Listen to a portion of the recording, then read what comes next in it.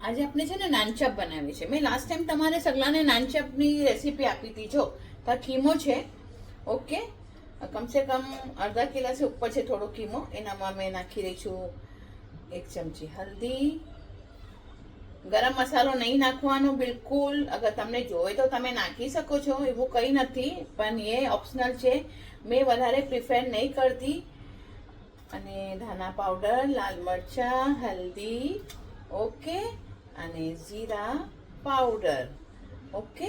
ખડા મસાલામાં કાલા મિરી નાખી શકો છો. અદરક લસણનો પેસ્ટ મેં પેસ્ટ બી કયો છે, તાજો પીસું છું. એ બહુ ફાઇન રહી છે, કેમ કે ઓલા પીસેલો લાવીએ છીએ બેકાર હોય છે. 2 પ્યાજના કાપીને મૂકા છે એ, ઓકે. આ 4 થી 5 ટમાટર છે કાપીને. આનામાં પાણી નથી નાખવાનું બિલકુલ બી. આ ટમાટર અને તેલ અને પ્યાજના પાણીથી જ પાકશે. હવે આ બધું નાખાઈ ગયું. હવે એનામાં આપણે રહી ગયું છે શું? તેલ. તો તેલ કમસે કમ છે ને 150 થી 200 ગ્રામ જેટલું તેલ નાખજો, કેમ કે આ સિર્ફ તેલ અને ટમાટરથી અને પ્યાજના પાણીથી જ પાકશે આ, ઠીક છે. અને હવે પછી આને ઢાંકીને ધીમી આંચ પર ખીમાને પાકવા દો. આ નાનચપ છે. અગર તમારે જોવે તો તમે ઘરમાં કુલચા પણ બનાવી શકો છો.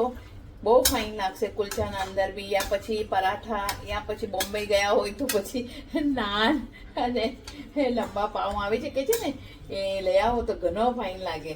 તો જો આજની આ રેસીપી છે. હવે આનામાં મારું શું રહી ગયું છે? 2 લવિંગ અને 7 થી 8 મીરી નાખીશ ને 2 ટુકડા દાલચીનીના, ઓકે.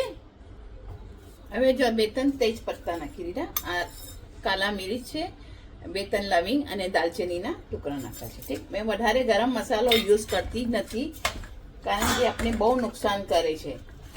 શું તો આ બનાવજો. અને ઇન્શાલ્લાહ આજે કદાચ મેં છે ને આ બનાવવાની છું, આપણે શું કહેવાય છે, ખીમાની રોલ બનાવવાની છે, ખીમા રોલ. તો ઇન્શાલ્લાહ એની બી રેસીપી તમારે સગલાને કાલે મળશે, ઓકે. હવે આને મેં સ્લો પર એને મૂકી દઈશ મેં, ઓકે. અને નમક, ઠીક છે, સ્વાદ અનુસાર નમક નાખી દેજો. અને દેખો આ બસ આ સીધો ધીમી આંચ પર એને ફ્લેમ પર પકાવવાનો. અને હવે આને પછી મેં એની રીત ઢાંકી દઈશ તાકે સ્લો પર પાકતું રહેશે, ઓકે. નાનચપ મારું રેડી થઈ ગયું છે. જો એટલું ફાઇન, ટેસ્ટી ને લઝીઝ બન્યું છે ને.